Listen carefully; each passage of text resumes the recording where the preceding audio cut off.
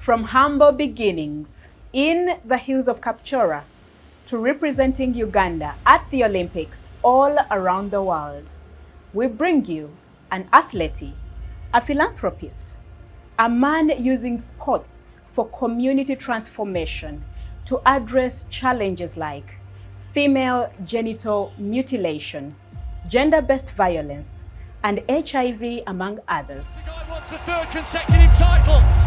What a run! He's pulling away. Joshua Cheptegei thing, but they couldn't stop him.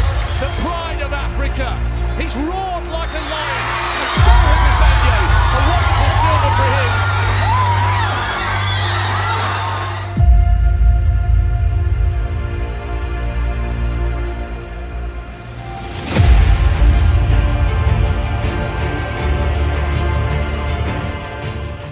Hello everyone, my name is Joshua Cheptegei of Uganda, a multiple three-time world champion, Olympic champion, multiple world record holder. I bring you good news here from Kapchorwa, the most beautiful place in this part of the world. I implore everybody to become a change maker.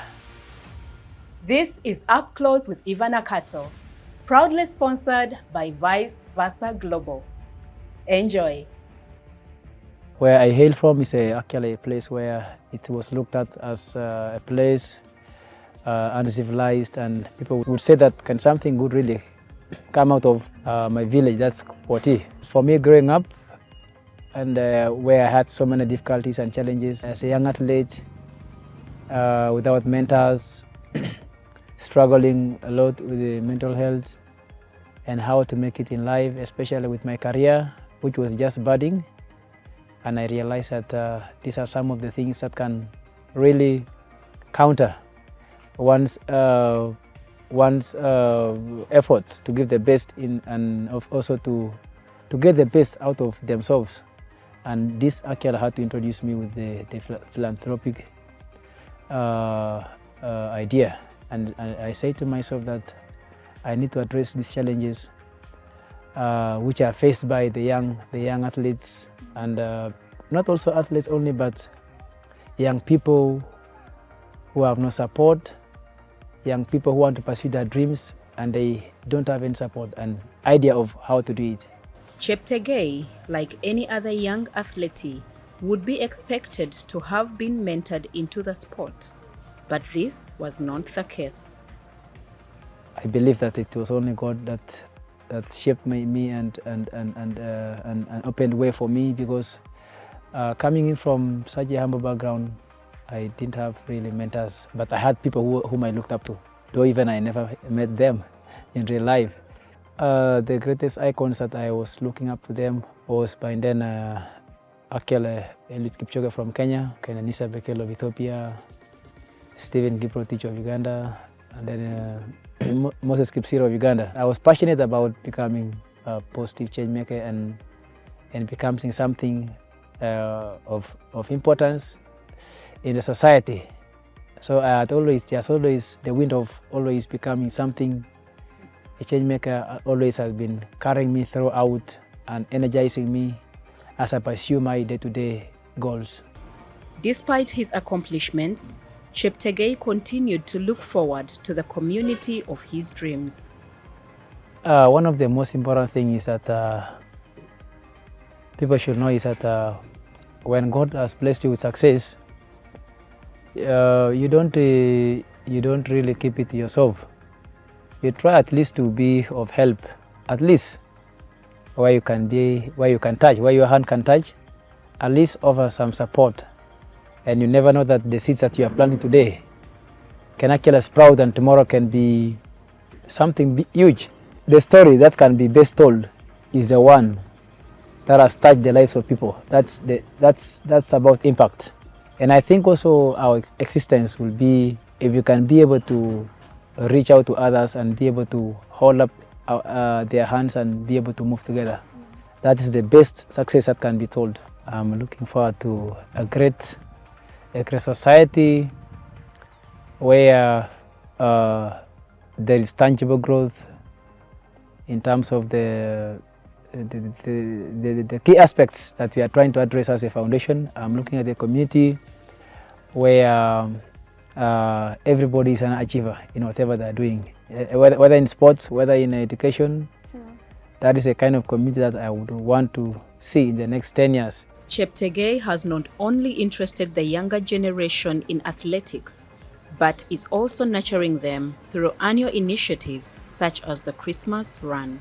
The highlight is the Christmas Run, where always we identify talent and we nurture talent. The kids get their scholarships, and of course we select the best from the Christmas Run. Children are from the community, the ones who also are involved in the sport, and also like especially in athletics, also in football tournaments.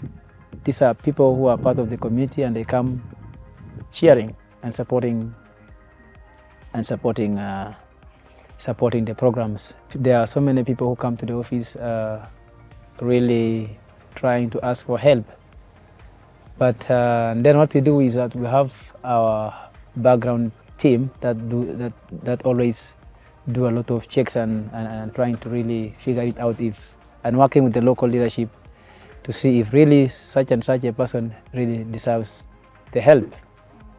Yeah, because we are really looking at, we are talking about the vulnerable communities. The community actually support us in so many ways. They support me in so many ways, especially with embracing the programs that we have for them. It starts with the community. So if you have, it's like you have prepared food. You need people to eat the food, not so. From the home setting, with the parents, the most important thing they can do is to give their children a conducive environment and support them and cheer up them, because their support is their valuable support is very important. And when the children have that support, then it means that nothing can stop them. Because of the problems he had growing up and in the community, he founded the Joshua Cheptegei Foundation, which later partnered with other organizations. Of course, there are organizations that have always been helping out the young girls and advocating for so many other noble causes in society, especially with the FGM, gender-based violence, and some other social norms in our society. There have been organizations that have always been shaping the narrative, but that did not really emphasize my own part. Mine was just associated with the difficulties that I experienced. And I was able to relate it with where I come from and what it means not to have the support that you need to help you reach your goals. That is where I informed my decision of having an NGO to be a torchbearer, to highlight and support those young people who are also having such challenges. And I remember when I was actually young, most of my friends who actually had talent, they dropped out because they couldn't withstand the pressing needs of having sportswear, support system, and proper facilities. We have Total Energies who are helping us to pay school fees for the children, for the best athletes, and of course those ones who are also vulnerable. And then we are looking at the climate agenda with the UNDP. And of course now this year with UNDP we are looking at want to do skilling of the young boys and girls in this region. I always get questions from the community that why is it that you have kept the trend of winning and winning and winning always. And I've always told them that, you know, you have to set your priorities well and your vision. You keep on doing it and doing it and doing it. Even if you have achieved what you stand for, you still have to do it because you still have the energy and the support. And when you know where you want to go in life, you always have to focus on things that make you better and better. And for me, as a personality, as a change maker, I think the mindset of our people is actually what has changed them a lot. And I think that's what they have learned from me, and also other athletes and other, even the business world, whereby it's not just achieving success once. It's actually should be a lifetime thing where you want to always press on and try to improve always. When I have competitions in abroad, actually maybe it could be in Europe or the US or where, in a part of the world, hundreds and hundreds of people flock to actually to where they watch from, and they're always happy when they see me always winning. And when I don't win, the whole town, there's no morale in the town. It's a sad moment. So that shows you that they have me in their blood. If granted the opportunity to lead, Cheptegei's priority will be to address the education system and the needs of the youth. The youth are people who can be either productive or destructive. And they say that if you want to really mess up with the future of a country, it is to mess up with the education system and the youth. And we have very many youth who are very adamant and not doing anything. But we also have very many of them who are also trying to shape a positive livelihood for themselves and what they can do, in a way of becoming more productive. We have so many youth now who are into drugs. It is because they're idle. They need to find out. They need to find something with themselves, to do something that can be able to earn them a livelihood. I think for me, one thing that could build this community is that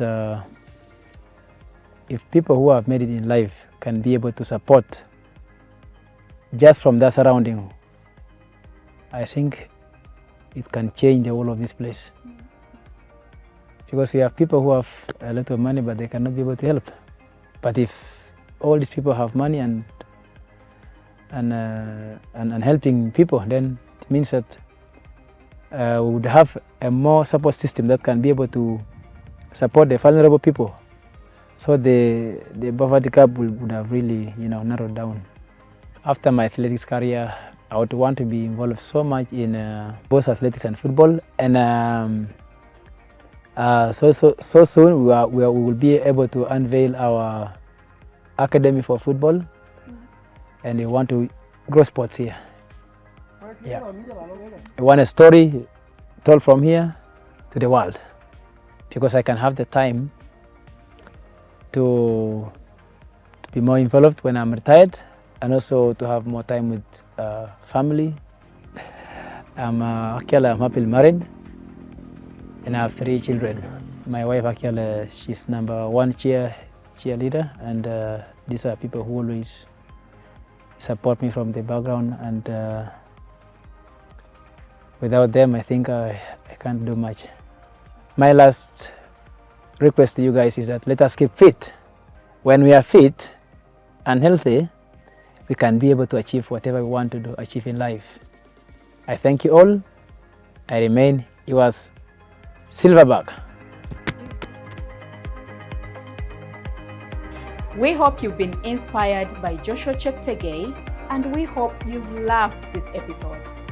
Don't forget to like, share, and subscribe to our YouTube channel, Vice Versa Global. And until next time, bye-bye.